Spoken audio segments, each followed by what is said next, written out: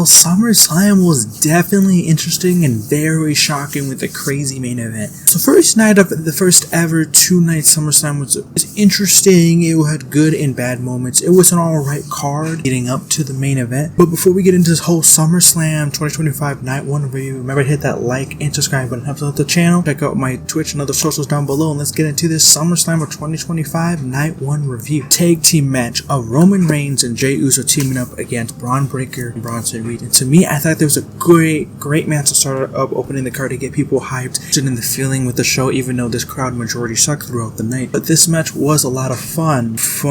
You had it where you were able to showcase the dominance of Braun Breaker and Bronson Reed, what we should have had since the beginning of this faction being together, and showing that dominance, showing them being strong. And basically, this match was kind of almost like a tornado tag match at this point, because almost 80 to 90% of the match was literally them just brawling all over the place, but also too the whole time too Braun and Reed just beating the crap out of Jey Uso the majority of it. Then you had that freaking hot take of Roman Reigns, which shot this because I know Roman Reigns doesn't do dives all the time outside the ring, but this man freaking flew like he had extra jump boost enabled or something, because this man flew almost over Bronson Reed, Braun Breaker, and almost landed on his head. Luckily, like his arm got caught between the top of their head, but he was able to still land correctly. And then later on in the match, you freaking had with Bronson Reed. You know, imagine how big Bronson Reed is. This man's doing a suicide dive and almost hit his head. It was freaking crazy on how they were doing it. Like, that was absolutely insane. And I love kind of the story moments in here, like how you had it where Braun Breaker was next to the barricade. Roman comes and spears him through the barricade. That was kind of like a callback to, you know, Braun Breaker spearing him through the barricade in the past episode of Monday Night Raw.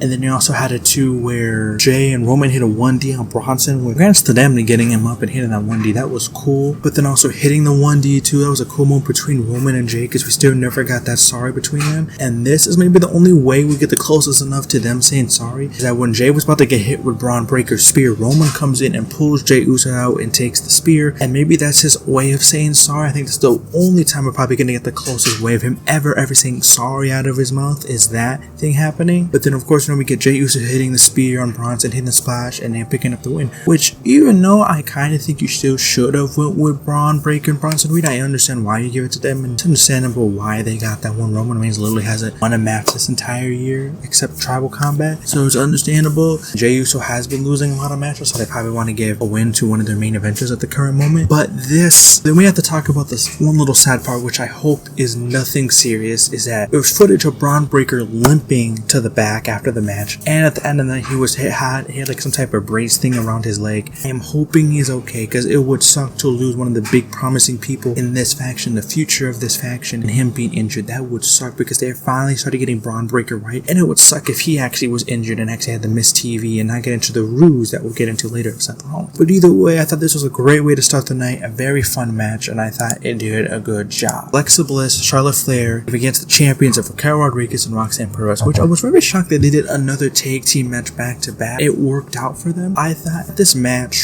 it was good, but it was also very awkward at moments. I feel like sometimes they weren't connecting, but then when they were connecting in the match, really flowing and doing good. It was great to see that Charlotte Flair and Alexa Bliss pairing is really working. It's getting Charlotte over and getting people caring about her and reacting. I'm happy for her, happy that she's getting that, because she's needed that for a very long time. It was great with Alexa Bliss, and this might be the best Alexa Bliss looked in a while. And I really liked the back and forth, making Raquel look strong, because she's a stronger person. Ever since she listened to Kevin Nash, she's really put in that role of being that powerhouse, and she's really worked. Roxan and Perez is always, of course, great as always. I love the storytelling of, them, Alexa and Charlotte trying to work as a pairing, and then the time too when Alexa accidentally hit Charlotte, you thought it was over, and when Alexa had Roxan in the Sister Abigail DDT, you thought, oh no, this is it, Charlotte's gonna get her get back on Alexa, but no, ends up big booting. Oh, she hits the Sister Abigail DDT, and then become your new tag team champions, and they might end up being more than just, they might have to actually say the F word, and they're friends, well, I thought this was alright and fun, even though you could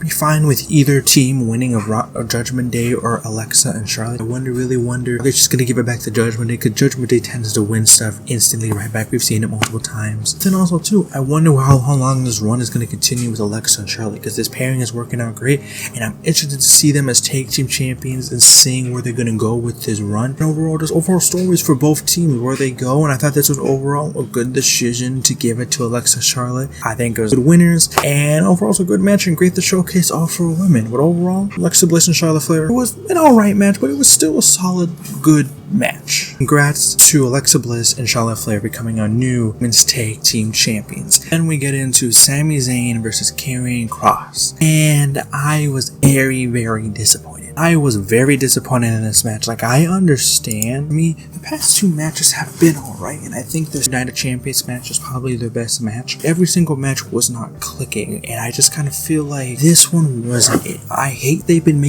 being more technical and in-ring technician when Karrion Kross should be a physical, hard-hitting, tossing, beating people up. No, they want to continuously do that. And Sami Zayn and Karrion Kross haven't had the chemistry, and I'm, to me, someone who is a Karrion Kross fan, I'm just disappointed from what I've been seeing in terms of his, matches. Matches haven't been good. I don't really understand what was the story of them continuing, because it was like he wanted Sami to tell the truth, because of course then, because if you go throughout the match, you ended up having where, Kross is down from getting beat up by Sami, Sami's enraged by Kross, and Charlotte gives him the metal pipe that's been the storytelling piece throughout their feud, gives it to him, and of course he has that moment thinking about is he gonna do it, and then he throws it away and doesn't do it, hits the corner exploder, hits the helluva kick, and then he wins. And to me, I was like, this is arguably could be the shortest match, or is the second shortest match of the night, and felt like there could have been more to this match. I should have been more physical, should have got more offense to me in this match. I kind of felt like a flat ending. I feel like this is how it ends, this is it. Is it like somehow Kross turning babyface and teaming with Sami? Is it like somehow Kross is gonna go to the next person? I don't understand,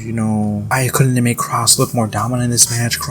This was not a good match. It just overall was very disappointing. Like, to me, I understand why they put this match on SummerSlam. I understand why they did put this match on, because it was a trilogy. They're ending the feud. Should have been a stipulation. Should have been a no DQ, a street fight, whatever it is. It should have had a stipulation. You really had this match over Aleister Black and Damian Priest. Had this match over Julia, US Champion, versus Zelina, which was actually a banger of a match on SmackDown that could have been here on SummerSlam and still would have been good as the same amount of time that they had on SmackDown. I just feel like this was a waste of time. It wasn't that good, and I hate to see that this was a cross performance and didn't really lead to much after this. I'm hoping maybe there's something more important after this, but overall, I wasn't as much as impressed as my first view, and this trilogy just wasn't that good. Like, they had alright matches, but this one really, really, really needed to be best. This needed to outdo all the other matches, everything else they had. This match needed to do it, and it didn't. And hopefully Kross gets re-signed, because I don't want no one losing their job. He's probably maybe is already signed. I don't really know, but we'll have to really wait and see, because it kind of left it a flat, open, booked ending, if that makes sense. It was just kind of there, and it's kind of like, it was just overall disappointing. And so I wonder what's next for Sami. I wonder what's next for Kross. We're just gonna have to really wait and see what happens next for both men. Congrats to Sami Zayn for getting the win over Karrion Kross. There's Tiffany Stratton versus Jade Cargill for the WWE Women's Championship. And to me, this match was surprisingly good. It was, you could say,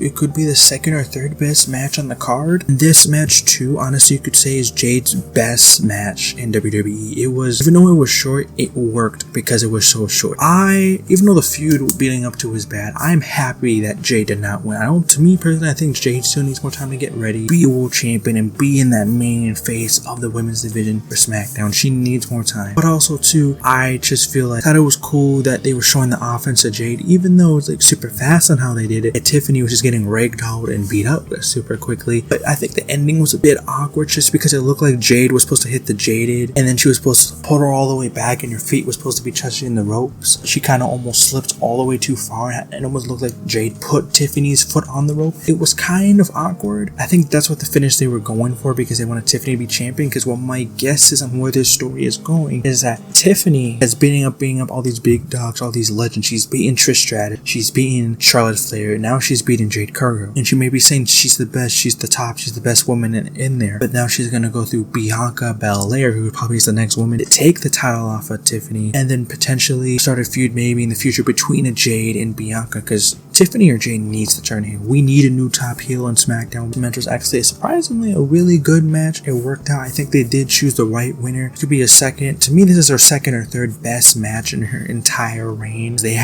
made her reign lackluster, and really WWE ruined her reign with bad booking. But overall, they had the right winner, and congrats to Tiffany Stratton for retaining her WWE Women's Championship. Then we get into the tag team match of Logan Paul and Drew McIntyre versus Jelly Roll and Randy Orton. To me, in this match, match was bad and good. Like, it had its moments. Jelly Roll selling was horrible, and it's not one of the best celebrity matches, but it was still good at certain moments. At least as someone who was caring and trying and working his butt off and lost like 100 pounds to do this, create this moments for himself. And he was not looking the best. In terms of some of the moves that he was hitting, they were good. It's just like his selling and some of it was kind of but overall everything else, it was still good, and it was still a fun little celebrity match. And also too, I think some of the spots were cool. You know, you had the moments of where like, the moment of where like, you know, Jelly Roll and them, you know, like Jelly Roll was trying to step up to Jewel, try to find him. He was like, oh crap, this man's big and tall, and he was trying, even though, you know, he's just started getting into the shape and he's not really a wrestler. They were telling that story, and Randy Orton with the hot tag and all that stuff, and them getting slammed through tables on the outside. Then you had it where Jelly Roll was hit with a Claymore, and then of course Logan Paul hits his iconic SummerSlam shot. You're on the announce table, he's on the top of the turnbuckle, hits a frog splash through the table on the Jelly Roll, which I thought maybe Jelly Roll was gonna move, but no, he landed straight on Jelly Roll, and that the table exploded, and it looked so impactful. I thought it was cool. And then you had the whole like 4 to 6 minute of where Jelly Roll was basically slowly being walked back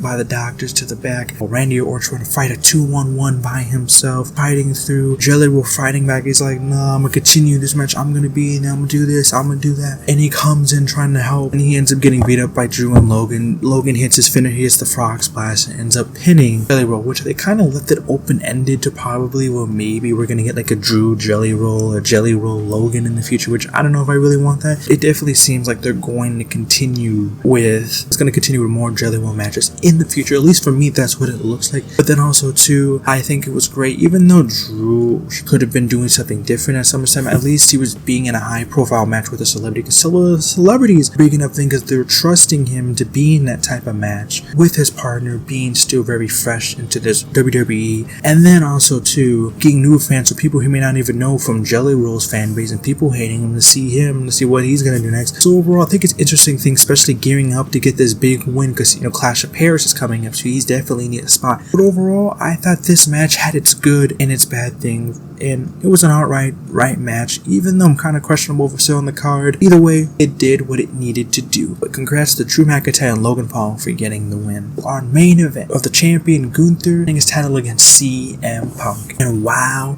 this match was truly amazing. It was absolutely fantastic. It was banger. Punk putting on another banger match from Mania 41 to now to SummerSlam. This match was amazing. I love the story that they were telling in this match. Punk's, even though he's older, trying his hardest to beat one of the next up and coming best in the world guys of Gunther. Him trying to do technical moves, the limbs, hit like all the spots that he could do, try to weaken Gunther, and not trying to get hit by a chop or get put in the chokehold. Was trying and trying, but he couldn't. And then Gunther was literally beating the brakes off of Gunther for felt like 15 to 20 minutes. Was literally beating the dog crap out of CM Punk. That man was bruised and all red. That man was getting beat the heck. And I thought it was great for the story, and I thought it was overall great. CM Punk would have his little moments of fighting back, and then we get shut down by Gunther, and I love it because they were making Gunther look so strong and look so great, and showcasing too that CM Punk and Gunther are great workers and can go.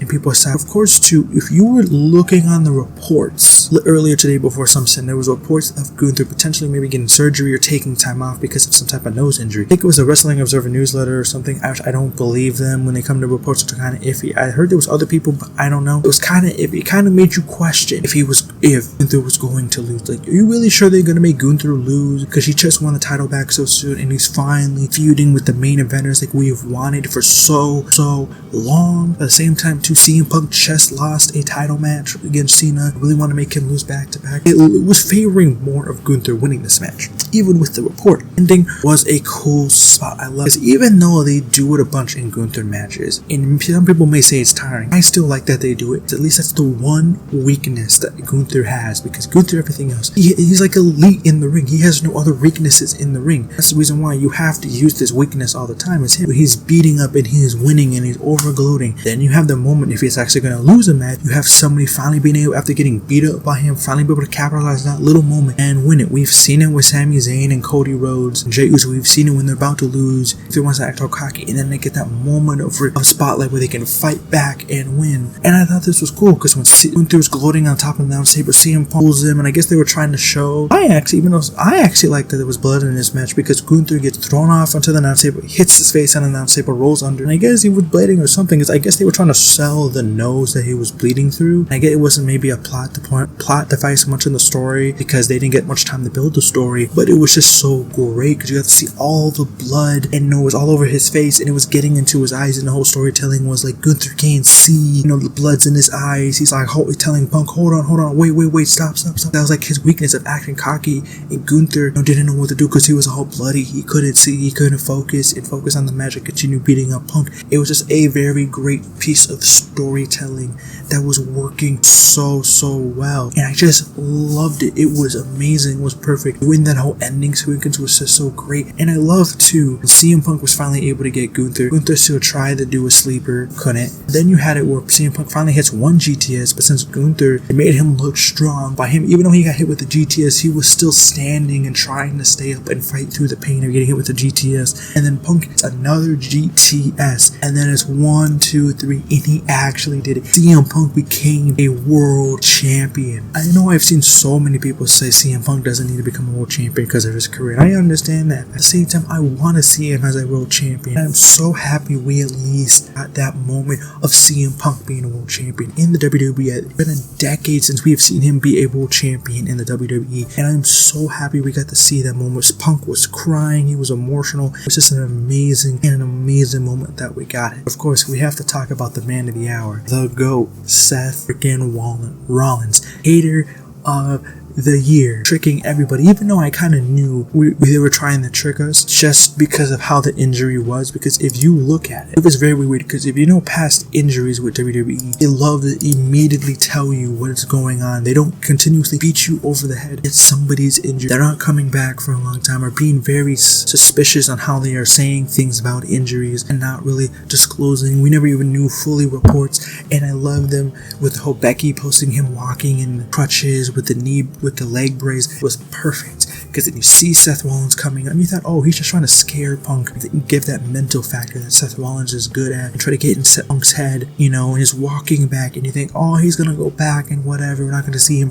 but he stands there, straightens up, drops the canes, and everyone goes crazy. He turns around, unbuckles a leg brace and starts charging forward to the ring, and I'm like, oh my god, it's happening. Another great Seth Rollins cash in. He beats up Punk with the briefcase, hits the curb stomp, and 1, 2, 3, he's your new world heavyweight champion. And honestly, I'm freaking excited. I am so happy for so many reasons. One, even though I am conflicted, I am sad for CM Punk, because CM Punk is my favorite of all time, I'm also so excited that Seth Rollins is champion, because I already know anytime Seth Rollins, the GOAT, is champion, and then what's going to be great. Plus, to all the people that always want to overhate on Becky Lynch and Seth Rollins, I am so happy that Seth Rollins is champion. I'm so excited. There's a higher possibility now that I'm finally gonna get my wish of CM Punk winning a Royal Rumble, and we're gonna run this back at WrestleMania, hopefully in a main event like we should have gotten at WrestleMania 40. He's one of the biggest haters, doing the biggest ruse ever. He has went from the heist of the century to the betrayal of the century, Mania 41, to the ruse of the century. Seth Rollins is just truly amazing. He is the GOAT. He is so freaking awesome. And to me, the cash-in was absolutely amazing. Seth Rollins becomes a cash-in is magic. It is perfection. And honestly, I'm so excited and so happy how they executed. It's one of the best cash-ins ever. I don't think it's better than the heist in the century. The heist in the century is way better. Still a very